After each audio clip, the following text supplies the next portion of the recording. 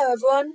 So the tax year end is going to end soon, about a couple of weeks, the 5th of April, and there are some things that you need to do before the 5th of April because once that time's gone, it can be too late to get that back or do these retrospective tax saving things. So first off, for investors, there's the much talked about £20,000 ISA allowance. Every year you have £20,000 as an adult to invest into an ISA. It can be a cash ISA, it can be a stocks and shares ISA, whatever ISA you choose. And then any dividends, if it's a stocks and shares ISA, or interest that you earn is absolutely tax-free.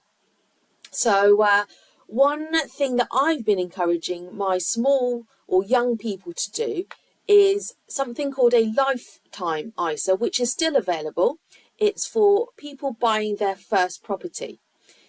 If my young person, who is considered to be young between the ages of 18 and 39, and they put up to £4,000 into a lifetime ISA, some people call it a LISA, then the government top up that £4,000 by a £1,000 at the anniversary of opening that bank account.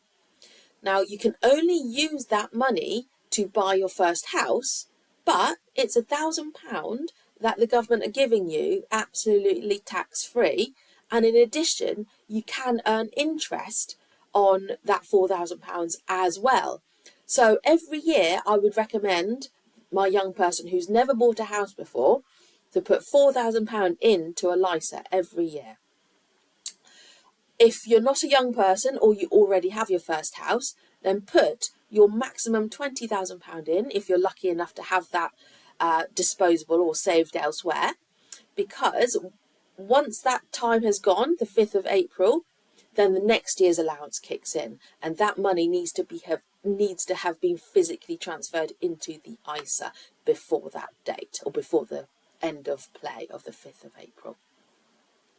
So another one for investors is capital gains. Some of you will have buy-to-let investments, some of you will have stocks and shares that are not in ISAs. Some of you might meddle with crypto, Bitcoin, Ethereum, Litecoin, gold, silver. The first £3,000 of your gain is going to be absolutely tax-free. Now, if you're selling a property or something like that, then that's kind of outside of your control, apart from the timing. But if you have stocks and shares, gold, silver, crypto, that kind of thing, you might choose to sell enough of those assets to crystallize a £3,000 gain, because that's the amount that is absolutely tax-free. And then next year, you could do another £3,000 gain. So that's just something to think about that needs to be done before the 5th of April as well. Some of you might have heard of venture capital trusts, VCTs. This isn't something that we at Leap do, but talk to your financial advisor. And if you don't have one, there are a few that we have used in the past. Talk to them about VCTs.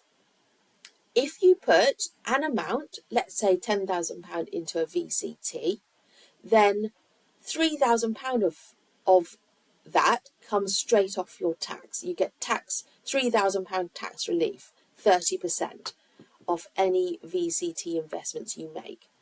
Now, there are conditions. You have to hold that VCT, I think it's 2 years.